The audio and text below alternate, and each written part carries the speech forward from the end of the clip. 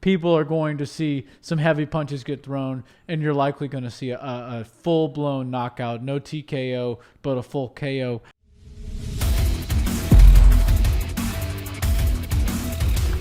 What's up, Barnhill family? Welcome back to the channel. There you go. So, Nick, we got a heavyweight main event this weekend. Kind of unusual in the sense that it's a main event that's featuring two guys that both had losses in their last fight. Yeah. So we have Jairzinho Rozenstruik. He's taking on Augusto Sakai.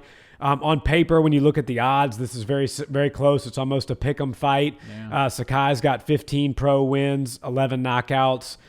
Bigi Boy has 11 pro wins, 10 knockouts. Yeah. So very similar fight styles, very similar experience level as far as MMA goes. This is an interesting fight. Yeah, it is. And, you know, the matchmakers at the UFC, they're always doing a great job. And while a lot of people don't really know that much about Sakai, and if you're a casual, you don't know a ton about Rozenstruik, if any, or you've only seen his losses and his most high-profile fights, the matchmakers know what they're doing. I think this is going to be a great fight. It's going to be a fan favorite. People are going to see some heavy punches get thrown, and you're likely going to see a full-blown knockout, no TKO, but a full KO.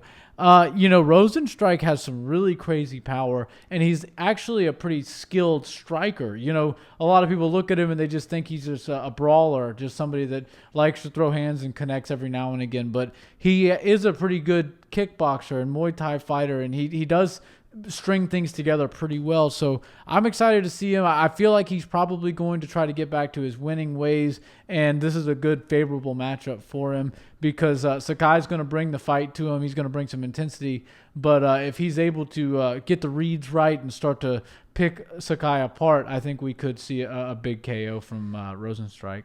Yeah, the biggest question here is has Rozenstruik improved since his last performance against Ciryl Gane? Yeah. And what we saw is, you know, he was knocked out by Francis Ngannou. Right. And I think that took a little bit, even though he did have a win over JDS in between those two losses, I think that KO loss to Francis really took a little bit of the wind out of his sails as far as his confidence to just come forward and throw bombs. As you mentioned, he does have an extensive experience in Dutch kickboxing, and he's very skilled there. He can brawl with the best of them, but he is a very skilled technical fighter. So I hope he can kind of get back to a groove where he can find that, you know, technical mastery.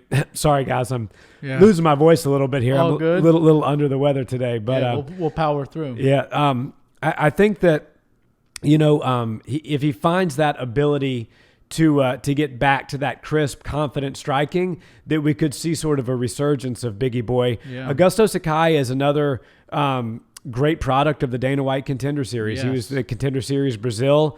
Yet another Contender Series fighter that's now in a main event. So yeah, the contenders are really starting to come on strong, and you know the viewership's good over in the Contender Series. A lot of people are watching and paying attention, so these guys are kind of on a little bit of a fast track towards main events, co-main events, pay-per-view cards. And Sakai seems to be one of the guys that they actually like investing in. They see a future, or they see a bright career ahead of this guy. And I like that. I think Sakai is a pretty entertaining fighter. He's going to throw some bombs. Likely he's going to connect and put his opponent to sleep, but he hasn't yet proven himself against any of the elite strikers.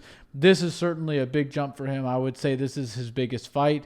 And a win over Rozenstruik puts him right there at the top of the short list of potential next stars in the heavyweight division. Yeah. You know, the problem that they're having at the heavyweight division in the UFC is that you know, A beats B and B beats C, but A doesn't beat C, and this guy's got wins over this guy, but not this guy. So there's, even though there are rankings that we like to sometimes follow, some of them don't make sense where, you know, number 1 and number 2 need to fight each other, but the winner shouldn't fight number 3 because they've both beat him, or, you know, weird things like that. So anytime a new name can insert themselves into the heavyweight division's top 5, top 8, top 10, they can bring parity into the division. They can bring themselves in, and with a couple of impressive wins or knockouts or something like that, they can be on a short track right towards contendership.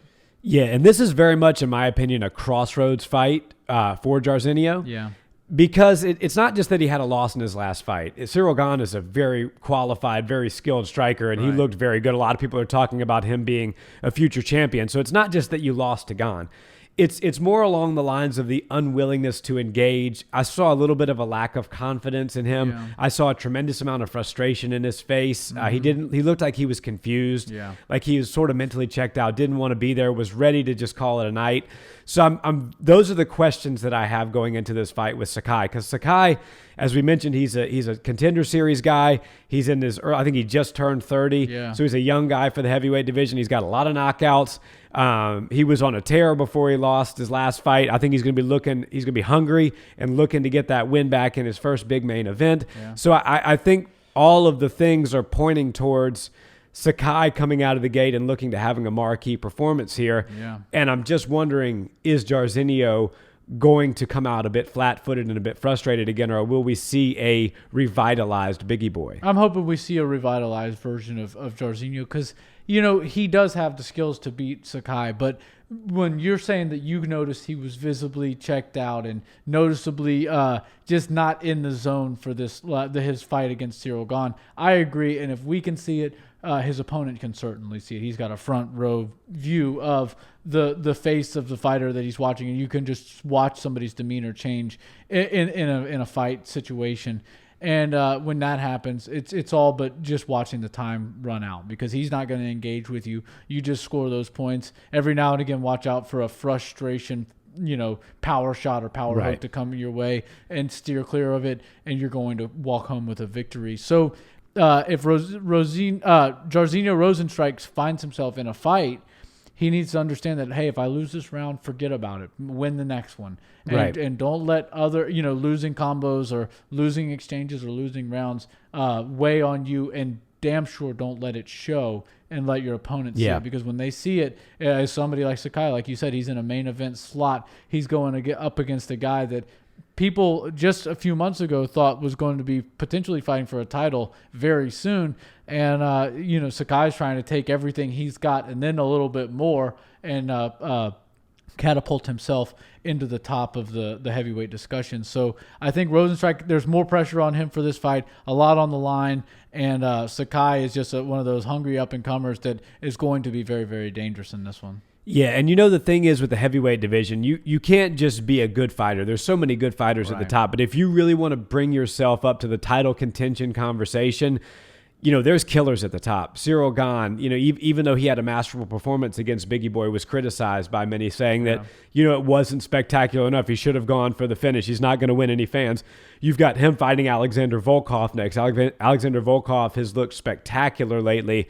You've got Derek Lewis likely fighting for the belt next, who's just an absolute knockout savage. There's a lot of you got Francis, obviously, as the champion. Stipe wanting to get back in there, and he stakes his claim as probably the best heavyweight we've ever seen in the UFC. So in the heavyweight division right now, specifically, with all of these guys coming up, if you want to bring your name into the title mix or into the title contention conversation, or maybe an eliminator type of fight, you can't just win. You gotta have a statement win. Yeah. So I think that both men are going to be looking for that. I just think Sakai is going to be a bit hungrier.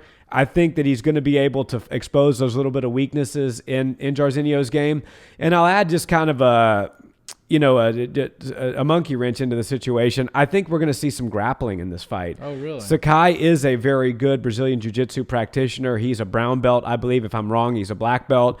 But I feel like he might try to showcase some of those skills as well, especially if he can frustrate Bigi Boy and get him against the cage like Ciryl Gane did. Maybe he implements some sort of cage takedown and does some ground and pound.